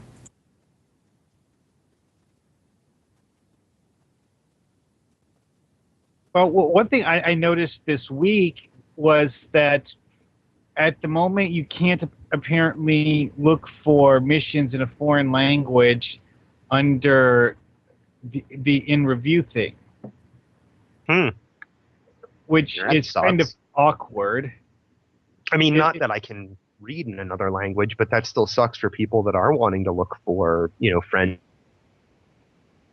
missions it's especially bad whatever. Considering that that there's actually 5 language categories that the Foundry currently uses. Right. As I think you guys were talking about last week, is putting the Foundry in front of more people, by in-game messages and, things that say to the player, "Here's the Foundry, go play it." Yeah, it exists. This is how you get to it. And it exists, go play it. And it might get some of those people who don't really know about it, don't really know what it is, don't really know what's available. But what I'm going to do is I'm going to start a thread in the forums tonight or something like that, and try and connect people who want to make these missions for these specific little factions, so they can kind of get together and start figuring out how they might want to do it. I mean, I've already started just in my spare time when I'm not working very hard at work, just sort of brainstormed with myself and created about a 4-part Hirogen series that would start with you becoming the alpha of your ship. That'd be the first mission, and then you'd be hunting and pursuing prey across the Delta Quadrant.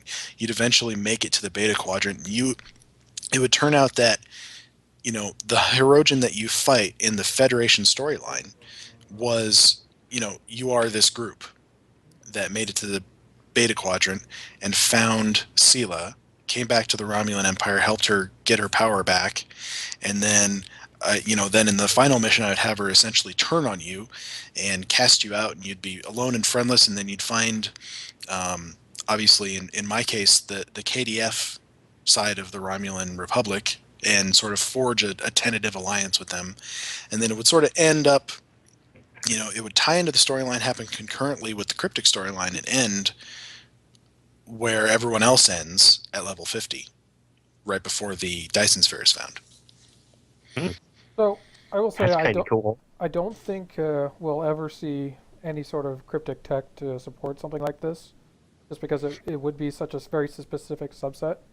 But No, you have to kind of ask people to use their imagination a little bit. but I bet Yeah. you if someone were to compile a list of all of these kinds of missions based on like who they're targeted at and whatnot, I bet you might be able to get Smirk to sticky it.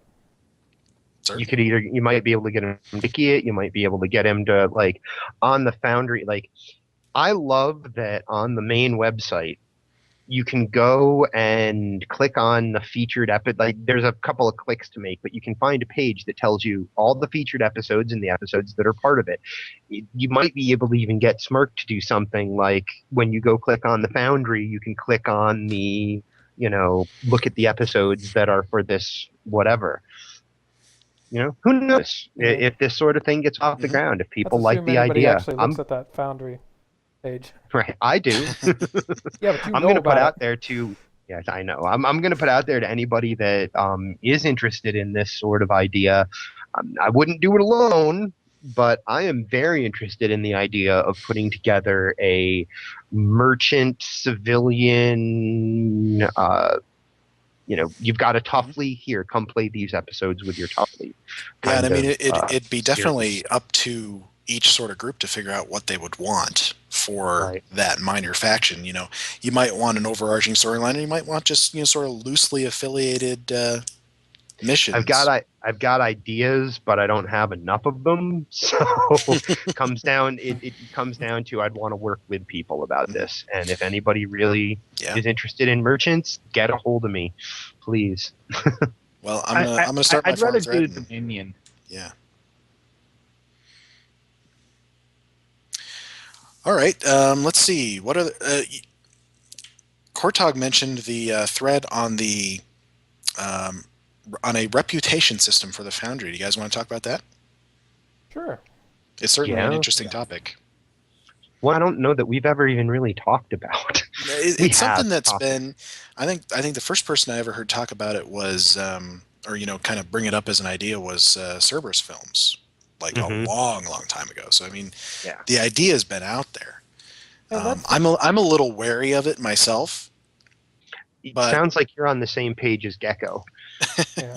And I should point Actually. out that this is one of those ideas that have been floating around for quite a while.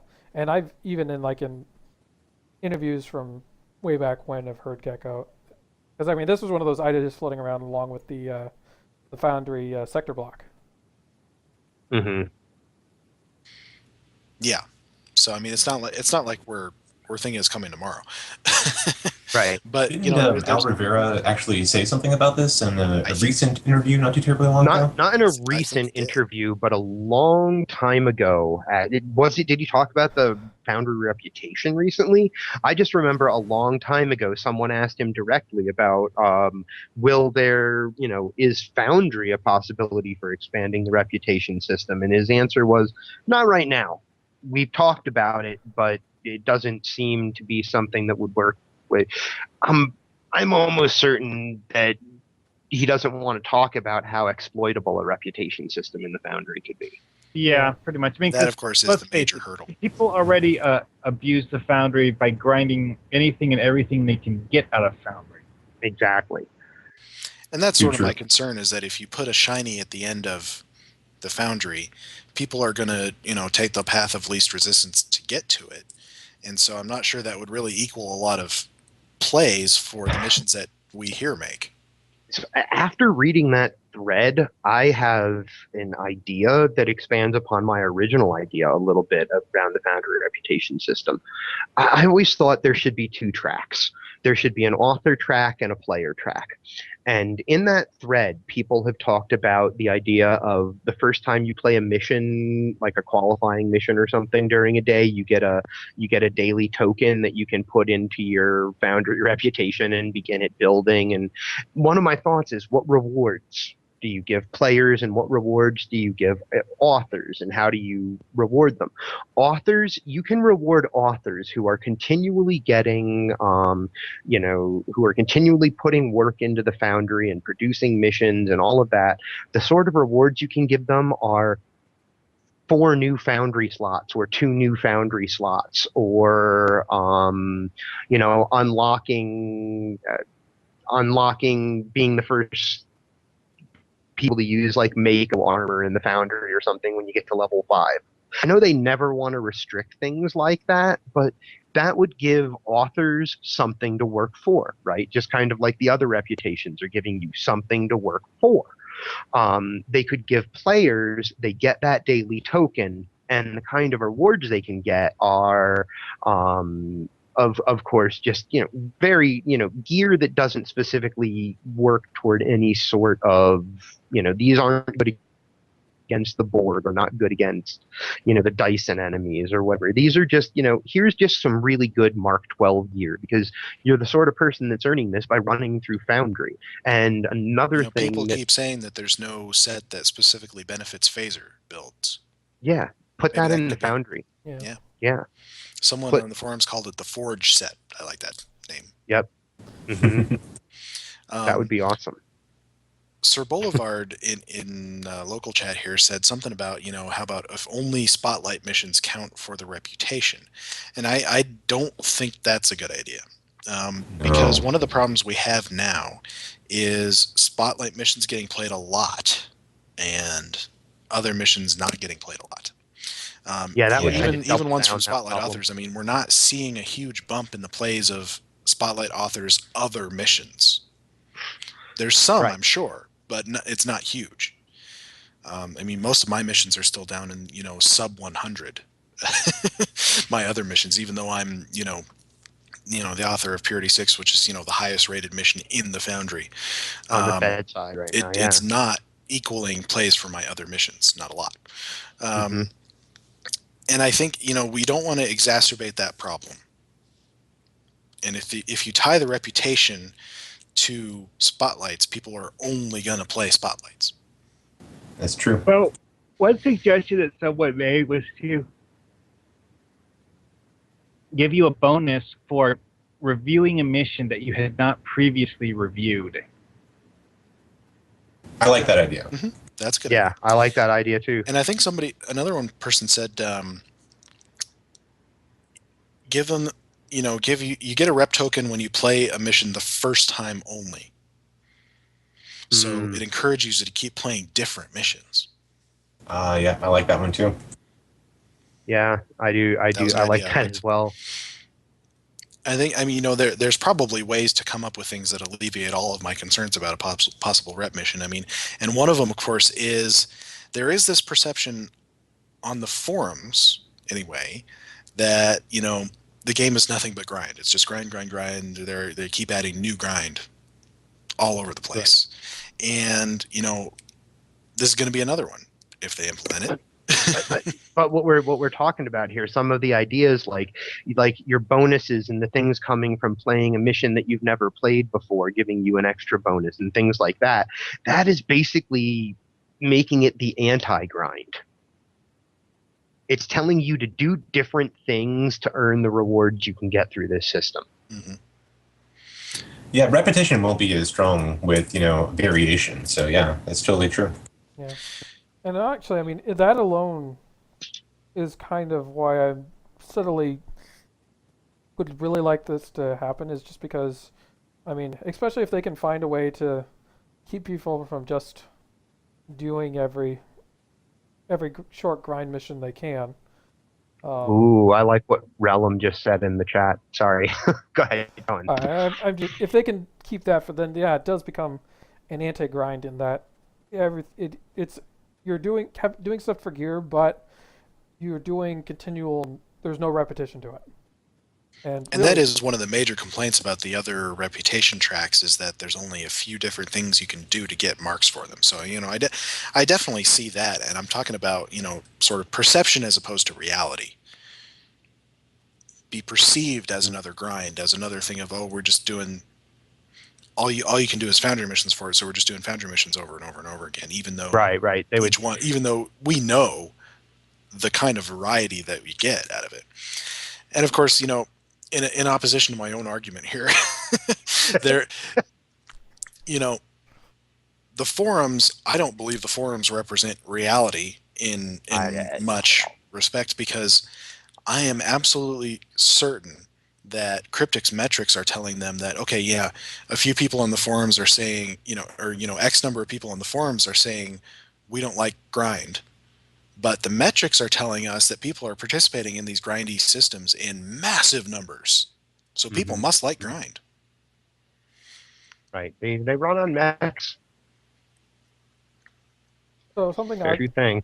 I thought would be kind of cool to kind of break up the Foundry plays is have a daily mission that gives you the option of picking three, like it gives you three random Foundry missions. You can pick one of them to play.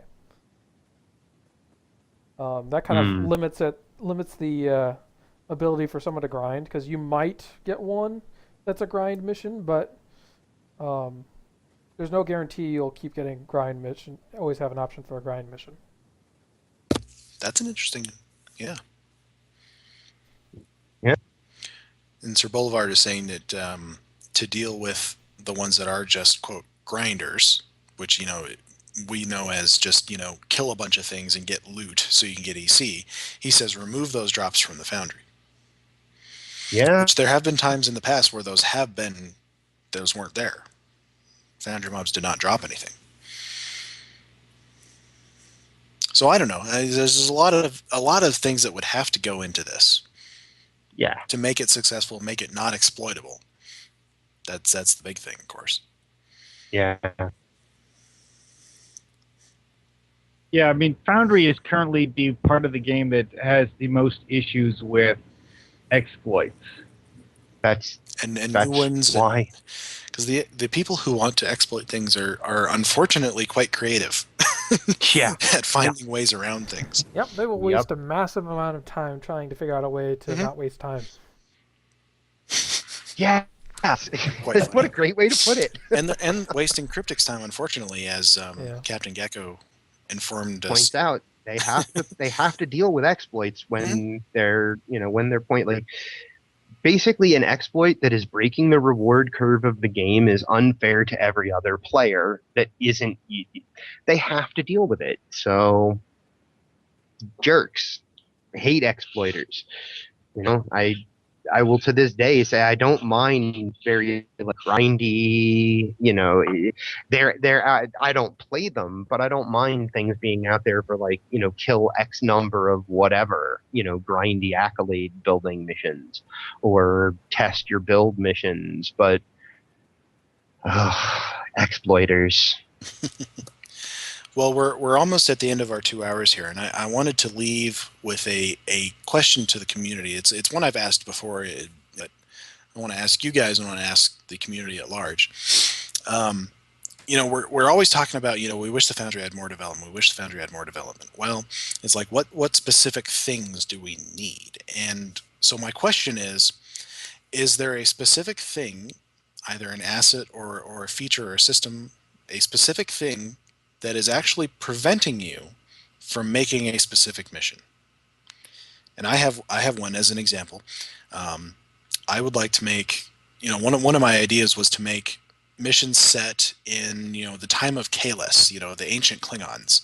And to do that and to do it well, I need combat mobs that use only batleths, only Klingon melee weapons. Don't have that at the moment. I mean, I can reskin animals, but then they just headbutt people, and that's no fun in this context. So I need either, the thing that is preventing me from making this mission is a lack of a melee-specific humanoid mob, or the ability to choose what, choose some more options for NPCs, like what weapons and powers they use.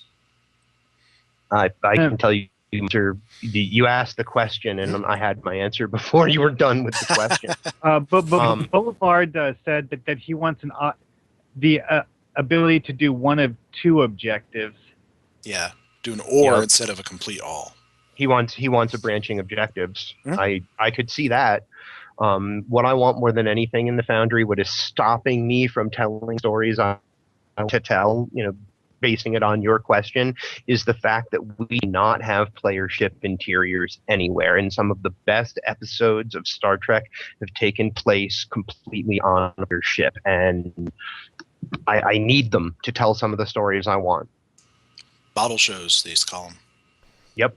I have a similar question I wanted to pose to the community, but I think I'll wait till next week to bring it up. Then we can discuss it more fully.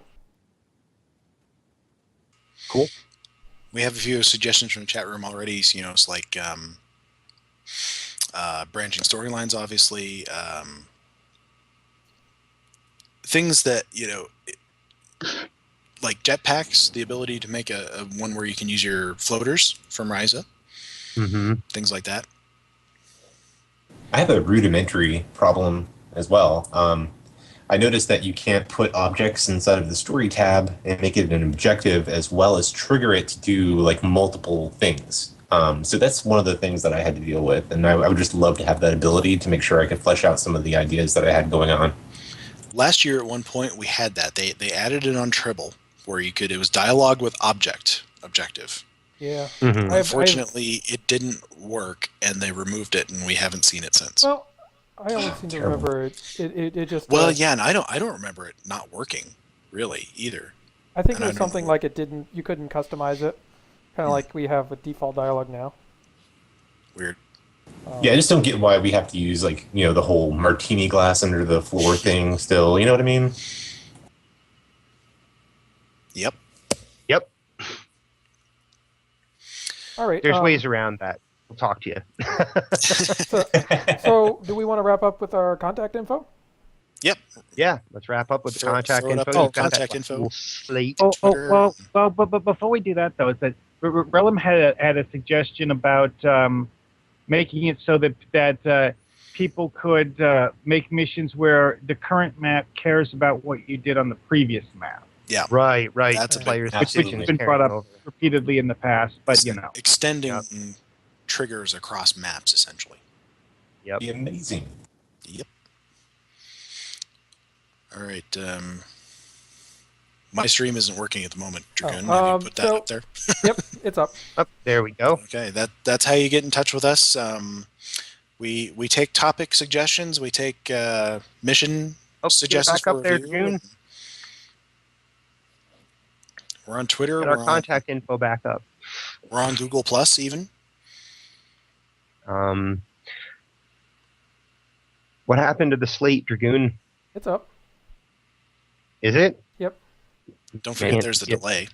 Oh, of course, there is a delay, right? It's like a minute. It's like a 1 minute delay. I forget about the delay. We all forget. About the delay. Yeah, you can email us at Foundry Roundtable. It's all just one word together, foundryroundtable@gmail.com. And we have 4 different Twitters that people can get in touch with us at. We have at Foundry Round Tab, which is now that you said that's because that's how many letters we could have. Yeah. Yeah, there's a character limit on Twitter for at handles. Right on. Yeah, my Twitter is at Hippie HIPPIE _John JOHN. And I'm at Drogan DROGYN 1701. And I'm at Greendragoon. That's Dragoon with 2 O's. I have been called Green Dragon many times in my past. Yes. Green Dragon is a pub in Bywater, and Green Dragoon is a podcaster in Star Trek Online. And he's also a villain in Champions Online. Just putting that out there. Green Dragon is. Yeah, that's what I mean. Green Dragon is, not Green Dragoon. I need to get Green Dragoon to go and beat up Green Dragon. Well, that'll be it for us tonight. Thanks, Kortaag, for joining us. Absolutely, and thank you guys for having me on board. It was pretty excellent hanging out with you guys for a change. Appreciate it. Dragoon, are you going to be heading right off the air, or are you stick around? We can come back for Al. Let's finish up. Say good night. Cool. Good night, everybody. Good night, everybody. Good night.